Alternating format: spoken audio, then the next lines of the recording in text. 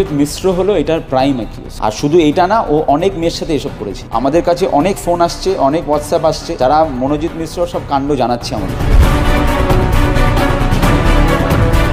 Love bite আবার কি? এত এভিডেন্স পাওয়ার পরে ওখানে লাভ বাইট আছে? Guard room is not a guard room, এটা অন্য কিছু কুকর্ম চালার জন্য রুম ইউজ হতো। আমাদের কাছে 100% ফ্যাক্টস রেডি আছে। It's a crystal clear case.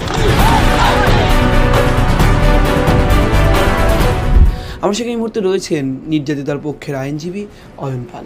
কোর্টে যে পুলিশ হেফাজতের নির্দেশ দিলেন বিচারক, কি কি দাবি করা হচ্ছিল অভিযুক্তদের হয়ে, অভিযুক্তর পক্ষের যারা আইনজীবী তাতে কি দাবি করলেন, আপনারা যুক্তি খণ্ডন করলেন, কি কি দাবি উঠে আসছিল? যারা অভিযুক্তর হয়ে দাঁড়িয়েছিল তারা 3 জন যাদের অভিযুক্ত, তারা বেল পিটিশন দেয়নি, কেন জানতো বেল রিজেক্ট হয়ে যাবে বলে। তো আমরা ওখানে আর বেশি কথা বলিনি। 4 নম্বর অ্যাকিউজ যে গার্ড পিনাকি ব্যানার্জি, সে তার হয়ে বেল অ্যাপিয়ার করেছিল একজন অ্যাডভোকেট। আর আমরা ওখানে এগেনস্টে বলেছিলাম যে এই লোকটা is part of the controversy, he was one of the conspirator, he was someone যে নিজে গেট বন্ধ করেছে, যে এই পুরো ক্রাইমটা হতে দিয়েছে। এবং সবচেয়ে বড় কথা, যখন ক্রাইমটা হয়ে যায় তারপরে কিন্তু উনি পুলিশকে জানাননি বা ওনার সুপিরিয়র অথরিটিকে জানাননি, উনি ওটাকে চুপ রেখেছিলেন। হি ওয়াজ হাশ অ্যাবাউট ইট, উনি কিন্তু কাউকে জানাননি। সো উনি equally responsible for the crime. ওনাকে এখন কোনোভাবেই বেল দেওয়া যাবে না, বেল দিলেই কেসটা পুরো ঝুলে যাবে। এই পিনাকি বন্দ্যোপাধ্যায় আপনি বলছেন যে উনি অন্যতম চক্রান্তকারী। আর একটু যদি স্পষ্ট করে বলেন দর্শকদের জন্য, কেন মনোজিৎ মিশ্রর নাম বারবার উঠে আসার পরেও এই পিনাকি, যিনি নিরাপত্তা রক্ষীর কাজ করেন, কেন তাকেও আপনারা অন্যতম চক্রান্তকারী হিসেবে দেখছেন?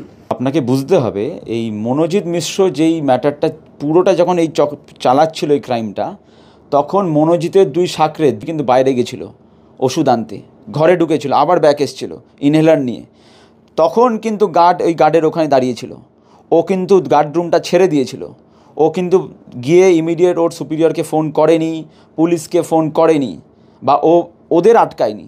ওরা পুরো এই যে 7:30 থেকে 10:30 অবধি এই যে ক্রাইম অডিল, এই যে পিরিয়ডটা চললো, এটাই কিন্তু এই পিনাকি ব্যানার্জি ছিল পুরো। উনি কিন্তু পুরো hands in gloves included involved in this matter. তো তোমায় বুঝতে হবে হি ইজ কো অ্যাকিউজড। ওকে মানে ওদের ডিফেন্স উকিল বলছিল যে ও জাস্ট গার্ড, ওর স্যালারি কম, ও নিরীহ।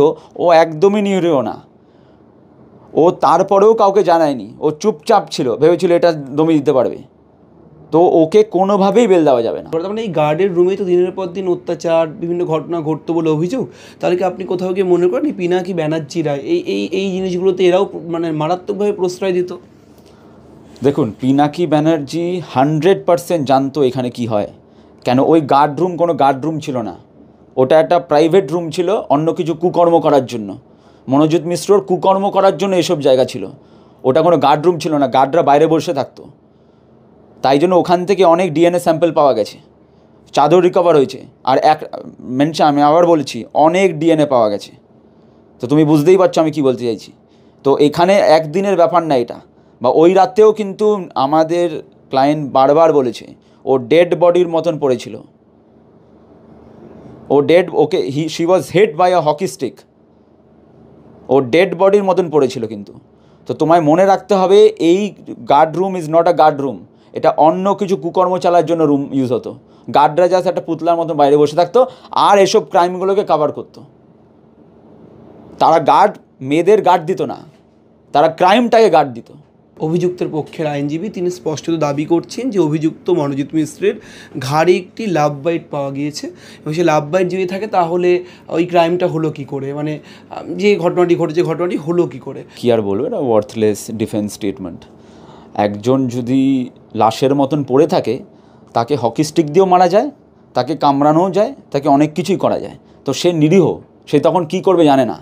সে তখন হাঁসফাঁস করছিল, ও শ্বাস নিতে পারছিল না, ও রিকোয়েস্ট করেছিল যে আমায় হসপিটালে নিয়ে চলো। লাভ বাইট আবার কি? না, উনি বলছেন অভিযুক্তের ঘাড়ে, মানে মনোজিৎ মিশ্রের ঘাড়ে লাভ বাইট পাওয়া গেছে। না, এগুলো আবার কোনো কথা নাকি?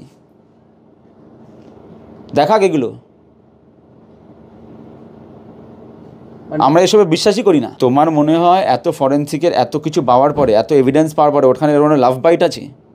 আমি এই তক্কেতেই যাব না আর। আপনি সিকিউরিটি গার্ডের কথা বলছেন, তাকে অন্যতম কনস্পিরেটর বলছেন, চক্রান্তকারী বলছেন, তাতে কি কোথাও গিয়ে মনোজিৎ মিশ্রদের যে দোষ, উনি যে অভিযুক্ত, এটা ডিফার হচ্ছে কি করে? মানে কে বেশি অপরাধ করেছেন, কে কম অপরাধ করেছেন, কোটা তো সব তুল্যমূল্য বিচার হয়। সেক্ষেত্রে মনোজিৎ মিশ্র আর এই গার্ডের দুজনের ভূমিকা আপনারা কীভাবে দেখছেন? মনোজিৎ মিশ্র হলো এটার প্রাইম অ্যাকিউজড, ঠিক আছে? He is the main culprit যাকে বলা হয়। ও হলো কাণ্ডারি এটার। আর শুধু এটা না, ও অনেক মেয়ের সাথে এসব করেছে, এগুলো সব বেরিয়ে আসছে। আমাদের কাছে অনেক ফোন আসছে, অনেক হোয়াটসঅ্যাপ আসছে, যারা মনোজিৎ মিশ্রর সব কাণ্ড জানাচ্ছে আমাদের। তো হি ইজ আ মানে রিপিটেড অফেন্ডার যাকে বলা হয়। 7 থেকে 8টা মামলা আছে কলকাতা পুলিশের আন্ডারে। এখানে Monojit Mishra the prime accused. তারপরে আরও 2জন আছে যারা মনোজিৎ মিশ্রকে হ্যান্ড ইন গ্লাভস হেল্প করেছে। গার্ড না যদি থাকতো, মেয়েটা আমরা অনেক কিছু হতে পারতো। মেয়েটা দরজা ভাঙে চলে যেতে পারতো, মেয়েটা দৌড়াতে পারতো। গার্ড যখন এই পুরো হ্যান্ড ইন গ্লাভস এটার মধ্যে ছিল, ও যদি গেটটা বন্ধ না করতো, ইনসিডেন্ট অন্য কিছু হতে পারতো। ও যদি গেটটা মনোজিৎ মিশ্রর কথা শুনে যদি গেটটা না বন্ধ করতো, অন্য কিছু হতে পারতো। তো guard is equally in default. নিরাপত্তারক্ষী অনেকেই বলছেন অত্যন্ত কম টাকা বেতন পান। তিনি একটা প্রভাবশালী যারা, তাদের একটা ক্ষমতাশালী যারা, তাদের একটা সবসময় অঙ্গুলি হেলন, একটা চাপের মুখে কাজ করেন। সেখানে দাঁড়িয়ে একজন গার্ড, নিরাপত্তারক্ষী, তাকে তো প্রভাবশালী মনোজিৎরা যা বলবেন সেটাই তিনি অনেক সময় বাধ্য হয়ে শুনতে বাধ্য হন, তার কারণ চাকরি চলে যাওয়ার ভয়। সংবিধান এবং আইনে সবাই এক, ঠিক আছে? A crime is a crime. সে তুমি মানে কোনো গার্ড হও বা প্রেসিডেন্ট হও, a crime is a crime. এখানে আমরা কোনো কাউর প্রফেশন দেখে ক্রাইমের ইন্টেন্সিটি বুঝি না। তো উনি যা করেছেন, উনি অন্য কিছু করতে পারতো। তুমি যদি একটু ভেবে দেখো, ওনার যদি বেটার সেন্স প্রিভেল করতো, উনি অন্য কিছু করতে পারতেন, কিন্তু উনি করেনি। উনি মনোজিৎ মিশ্রকে হেল্প করেছেন, তাই জন্য ওনাকে ইকুয়ালি ভাবে প্রসিকিউট করা হবে। বলা হচ্ছে ষড়যন্ত্র করা হয়েছে, নাকি এফআইআর কপি যিনি লিখেছেন নির্যাতিতা, তার এফআইআর কপি দেখে নাকি স্পষ্ট বোঝা যাচ্ছে ষড়যন্ত্র। আমি বলছি না, যারা লয়ার ছিলেন রাজু গঙ্গোপাধ্যায়, তিনি নিজে মিডিয়ার সামনে এসে বলেছেন, লাভ বাইটের প্রসঙ্গ এসছে। কোথাও গিয়ে আপনারা যেহেতু নির্যাতিতার পক্ষ থেকে লড়ছেন বিভিন্ন ইস্যুতে, সেক্ষেত্রে কোথাও গিয়ে মনে হয় যে এই ষড়যন্ত্র, এই সমস্ত আসলে কেসের অভিমুখ ঘুরিয়ে দেওয়ার একটা বিষয়? দেখো, এখানে 99% লোক কারেক্ট ফ্যাক্টস জানে না, বা মিডিয়ার অনেক অংশ ভুল ফ্যাক্টস পোট্রে করছে।